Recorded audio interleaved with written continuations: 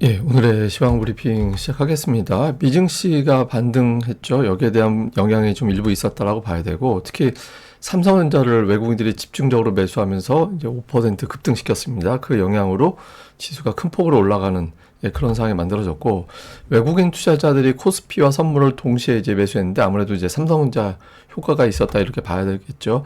반도체 외에 방산주, 일부 증권주, 엔터주 이런 종목군들이 산별적으로 올라가서 뭐 아주 강하게 올라간 종목, 나머지는 어정쩡하게 플러스 나고 이렇게 좀 시장이 구분이 됐던 것 같습니다.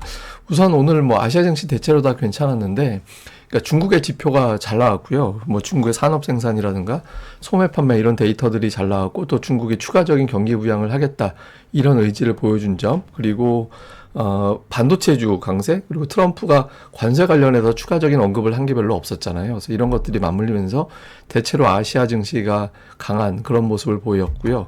그리고 시장이 올라갈 수 있었던 재료들을 좀 세부적으로 보면, 우선 반도체 관련된 뉴스가 많았습니다. 뭐 잠시 후에 또 설명을 드리겠습니다만은 반도체 가격이 좀 회복될 것 같다. 다음에 엔비디아 GTC가 곧 시작된다. 그다음에 마이크론 테크놀로지 실적 발표 앞두고 좀 기대감이 올라갈 수 있다. 이런 것들이 반도체주의 어떤 기대를 또 전망을 높이는 이제 그런 흐름으로 만들어냈고, 또 하나는 이제 관세 불확실성 관련해서 추가로 나온 게 없었잖아요. 그러니까 주말 사이에 트럼프 대통령이 특별하게 관세 관련된 언급을 한 건 없었고, 오히려 이제 셧다운 걱정이 좀 있었던 부분을 이제 임시 예산안 서명을 하면서 한 6개월 정도는 이제 예산안 가지고 장난하기는 어려운 그런 상황이 만들어졌죠. 그래서 어쨌든 미국에서 나온 재료가 적어도 나쁘진 않았다, 나쁜 건 없었다, 이 정도에 좀 안도하는 그런 분위기가 됐고, 특히 수급의 변화, 그동안에 뭐 계속 제가 외국인들 선물 매도 너무 많이 해서 이게 좀 돌려서야 되는데, 그 전에 외국인들이 주식을 먼저 좀 사면서 선물 시장을 돌리는 움직임이 나왔으면 좋겠다라고 말씀을 드렸었잖아요. 오늘 이제 그 흐름이 나왔어요. 그래서 전기전자 중심으로 주식을 사고, 또 선물도 딸려서 매수가 들어오면서 대형주가 강하게 올라가고, 이게 이제 지수 상승폭을 키우는 그런 상황을 만들어줬고요. 그리고 저는 정치적인 변수도 일부 영향을 준 거 아닐까 이렇게 추정은 합니다. 그러니까 이번 주에 현재까지 확정이 된 건 없습니다만 이제 헌법재판소 판결이 예상되고 있잖아요. 그러니까 증권사들 오늘 나온 주간 전망 보면 대체로 다 불확실성이 해소되는 요인으로 본다, 이런 식의 내용들이 많이 있었거든요. 그래서 이런 걸 겨냥한 선침해가 좀 지수를 선침해하고, 그런 과정에서 삼성전자가 올라가고 뭐 이렇게 된 거 아닌가 이렇게 해석하는 쪽도 있다, 이렇게 보시면 되겠습니다. 뭐 중요한 뉴스들 보면 오늘 아무래도 이제 반도체 관련된 뉴스가 되게 많았어요. 그러니까 뭐 주말에 지난주에 나왔던 뉴스긴 한데, 삼성전자가 오늘 유난히 강했기 때문에 혹시 이 뉴스 때문인가 이렇게 이제 추정을 하는 거죠. 그러니까 엔비디아에서 그 HBM 관련해서 이제 또 그 점검을 하기 위해서 삼성전자를 또 재방문한다더라, 했다더라, 하여튼 이런 등등의 어떤 뉴스가 나왔죠. 그래서 이번에는 진짜일까 이런 기대감이 좀 있었고, 그리고 최근에 반도체 가격, 지금 낸드 가격을 10% 이제 4월부터 올린다 이런 보도가 있었잖아요. 그리고 이제 중국의 이구 환신 조치, 그러니까 옛 것을 버리고 새 것을 산다 뭐 이런 것들이잖아요. 그래서 그런 것들이 전자제품에 대한 수요를 늘려서 좀 긍정적인 어떤 변화를 좀 유발한 것 같다, 반도체 가격에 대해서, 이런 등등. 그런데 전 세계에서 반도체주 중에서 제일 못 간 것 중에 하나가 삼성전자잖아요. 그래서 삼성전자가 이런 재료를 바탕으로 올라간 걸로 보여진다, 이런 것들이 있었고, 다만 이제 오늘 반도체라든가 일부 종목 외에는 좀 부진했던 게 미국 선물 지수가 약했거든요. 그 베센트 장관이, 재무장관 베센트가 시장 하락한 거 걱정 안 한다고, 미국 증시 조정을 오히려 건강한 조정이라고 이야기를 했어요. 그러니까 굉장히 유명한 어떤 헤지펀드 출신이잖아요. 근데 베센트가 이렇게 이야기하고, 우리 계속 이렇게 하면 장기적으로는 미국 경제가 좋아지는 거야, 뭐 이렇게 이야기를 하다 보니까 관세 계속 좀 관세 관련된 재료가 계속 악화될 수도 있겠구나, 그러니까 이런 걱정을 하게 됐고, 이런 게 이제 미국 선물을 떨어뜨리게 만들었는데, 이게 이제 우리 증시에는 영향을 주지는 않았습니다. 다만 몇몇 업종 빼놓고는 상승폭을 좀 제한하는 그런 요인으로 좀 작동한 걸로 추정은 됩니다. 그리고 오늘은 뭐 시가총액 상위에서 단연 삼성전자, 지수 상승폭의 절반을 삼성전자 한 종목이 만들어냈죠. 그리고 삼성전자 올라가니까 선물을 매도 치는 게 좀 부담되잖아요. 그러니까 선물 매수가 유입되고, 그러다 보니까 시가총액 상위 종목이 거의 대부분 다 올라가는 그런 모습을 좀 보였고요. 그다음에 코스닥 쪽에서는 알테오젠이 막판에 재료가 나오면서 이제 확 올라갔죠. 그다음에 HLB 올라가고 그러니까 제약바이오 일부 종목군들이 강하게 올라간 거 외에는 대형주 내에서는 딱히 그렇게 큰 흐름이 나온 종목이 별로 없었어요. 그래서 코스닥 같은 경우는 반도체와 엔터주 일부, 그다음에 대형 제약주가 지수를 이제 만들어 놓고 그 외에는 뭐 이렇게 상승 종목이 많긴 했지만 투자자들이 느끼기에는 굉장히 다이나믹했다 이렇게 느껴지지는 않았다 이렇게 봐야 될 것 같습니다.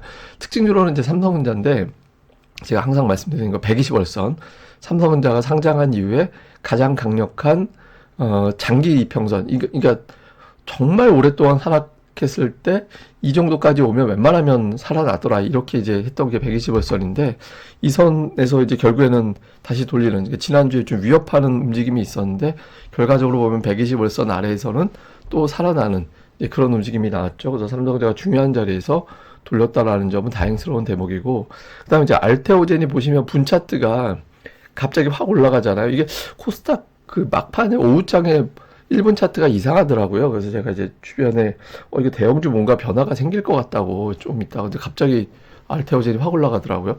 근데 어쨌든 알테오젠이 이제 재료와 함께 확 올라갔죠. 근데 이게 코스닥 시장에는 약간의 독이 된 측면도 있어요. 왜냐면 알테오젠이 치고 올라가고 어쩌고 하면서 보시면 이때 이제 지수는 파란색 선인데 지수는 강했잖아요. 근데 빨간색 선 상승 종목 수는 줄어드는 그런 모습이 나왔거든요. 그러니까 이게 갑자기 뭐가 하나가 시가총액 크고 또 거래대금 잡아먹는 종목이 확 올라가니까 투자자들이 기존 종목 팔고 저리로 단타 치러 들어가는 그런 형태로 만들어지면서 지수는 괜찮은데 이제 종목들은 좀 부진해지는 그런 현상이 나타났죠. 그러니까 여전히 이제 시장에 엄청난 자금이 없다는 얘기예요. 돌려서 이제 매매해야 된다는 거니까 그래서 시장의 유동성이 좀 채워질 필요가 있다 이렇게 봐야 될 것 같고요. 그 다음에 이제 방산주 올라갔는데 오늘 장의 어떤 특징이 뭐였냐면 그러니까 코스피의 시가총액 최상단 종목 중에서 지수보다 더 많이 올라간 종목이 SK 하이닉스, 삼성바이오, 하나에어로 정도예요. 그 외에는 지수보다 못 올라가 있는 상태거든요. 그러니까 외국인들이 보기에는 그냥 지수보다 강했던 종목을 더 올리거나 지수보다 강했던 업종 중에서 좀 덜 오른 종목이 뭐 있지 뭐 이런 식으로 움직인 게 아닌가 싶거든요. 근데 이런 것도 좋은데 시장이 이제 악폭주, 그러니까 삼성전자 같은 어떤 상당히 오랫동안 부진했던 종목군들 이런 쪽으로 매수가 넘어가는지 여부가 추세적인 어떤 상승을 만들어내느냐 이걸로 끝나느냐 이걸 좀 가늠할 것 같습니다. 그래서 이후에 좀 부진했던 종목군들의 변화가 생기는지 봐야 되겠고 뭐 현물에서는 외국인들 6천억 원대 대규모 매수를 했고요. 그다음에 선물에서도 대량 매수를 했는데 이제 장 후반에 이제 선물 매수가 좀 줄긴 했죠. 근데 제가 계속해서 강조드렸던 게 작년도 1월하고 좀 비교해 볼 필요가 있다. 1월에 11일 연속해서 선물 매도가 나왔었는데 그때 당시에 현물이 돌아서고 하면서 이제 되게 많이 하락했던 증시가 그 하락한 것만큼 반등을 하는 그런 계기가 됐었거든요. 근데 그때 당시를 돌이켜보면 선물이 먼저 움직인 게 아니라 주식부터 먼저 사서 선물이 딸려가는 그런 모양새가 나왔어요. 그래서 저는 오늘 선물 매수도 의미가 있지만 특히 현물에서의 매수가 중요했다라고 보여지거든요. 그때 당시하고 이제 규모도 좀 비슷하죠. 근데 이게 연속성이 필요해요.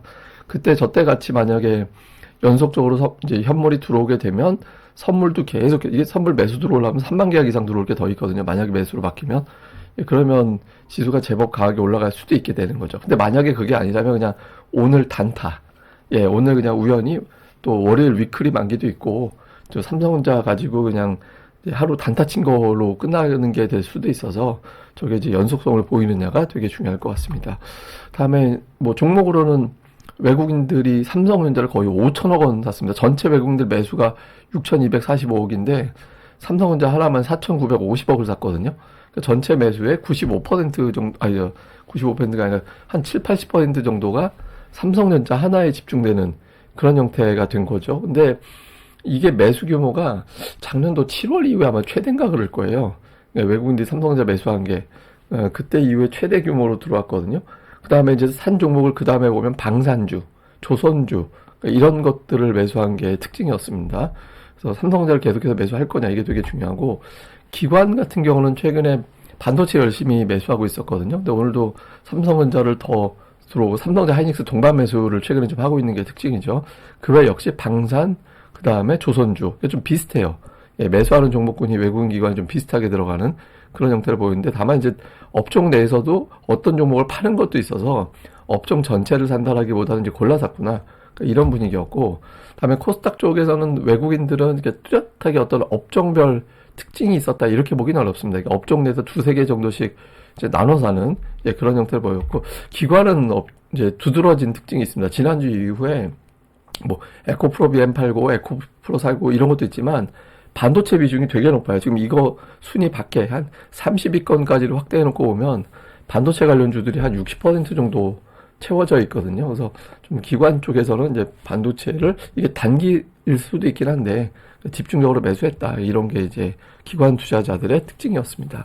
자, 뭐 요약을 좀 해보면 오늘 미국에서 소매 판매 나오는데 지난달에 마이너스였거든요. 소매 판매가. 되게 추웠고 그다음에 LA 산불 여파로 소비가 좀 위축되는 게 있었는데 그래서 그걸로 핑계로 퉁치긴 했어요. 근데 지난달에 미국의 심리 지표와 소매 판매가 안 좋게 나오면서 미국의 경제가 실제로 침체로 갈지도 모르겠다 이런 걱정이 좀 있었거든요. 근데 오늘 베젠트가 발언해 놓은 게 있어서 만약에 소매 판매가 안 좋게 나오면 정말 경기 침체가 오나? 이렇게 걱정할 수도 있어요. 그래서 좀 이 데이터가 나름대로는 되게 중요하고요. 그 다음에 이제 엔비디아 GTC, 마이크론 이번 주 20일 날 실적 나오잖아요. 그러니까 실적 발표 앞두고 또 엔비디아 GTC 이런 이슈가 반도체주를 끌어올릴 것이냐. 그러니까 우리 증시에서 오늘 누가 뭐래도 반도체가 지수 올린 거잖아요. 코스피 같은 경우는. 이게 지속성이 있느냐. 그러니까 항상 주포와 주도주가 있을 때 시장이 더 올라갈 수 있기 때문에 그런 구도를 만들어 주는지.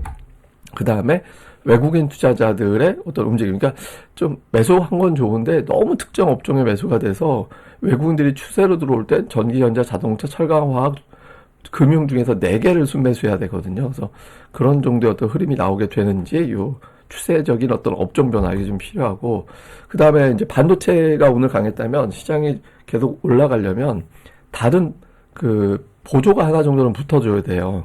그게 이제 2차 전지도 좋고 제약바이오도 좋고 그런데 이제 이왕이면 수출로 스토리가 짜질 수 있는 그러면 이제 수출로 스토리가 짜지면 아예 관세 걱정 이제 안 하고 외국인들은 그냥 계속 들어오는구나 이렇게 생각하게 되거든요. 그래서 이제 반도체, 2차 전지, 자동차 등등의 어떤 종목군들이 움직이든가 아니면 뭐 아쉬운 대로 예를 들어 제약바이오라든가 뭐 이런 것들이 움직여도 되죠. 그러니까 어쨌든 좀 반도체들이 쉴 때 대안이 될 수 있는 종목군들이 하나 정도 이제 움직임이 나와주는지 여부 이게 이제 되게 중요하다라고 봐야 될 것 같습니다. 근데 어쨌든 결과적으로 보면 제가 뭐 오늘 장중에 이제 텔레그램으로도 한번 보내드렸던 거잖아요. 삼성전자가 연간 10% 이상 하락하면 그 다음에는 올라가는 비율이 높았다. 특히 2000년 이후에는 모두 다 올랐었거든요. 그래서 좀 이 패턴이 또 재현되는 게 아닌가라는 추정이 되고 지금 삼성전자 위치가 PBR 밴드로 보면은 별로 이렇게 가격 부담은커녕 오히려 너무 많이 빠져 있는 상태라는 거잖아요. 근데 이런 어떤 느낌만 가지고 올라가는 게 아니라 실제로 매수가 지속성이 있어야죠. 왜냐하면 오늘 단타치로 그냥 삼성전자 하루 끌어올렸을 수도 있어요. 예, 그런 것도 있기 때문에 이후에 이제 지속적인 어떤 움직임이 나오면서 주변 주식으로 확산시키고 외국인들이 하락 쪽으로 베팅을 못하게 틀어 막아주느냐 이 부분도 잘 봐야 될 것 같습니다. 예, 그럼 오늘 하루 또 잘 보내시고요. 저는 또 다음에 뵙겠습니다. 이 방송 구독하기와 좋아요 꼭 부탁드립니다. 감사합니다.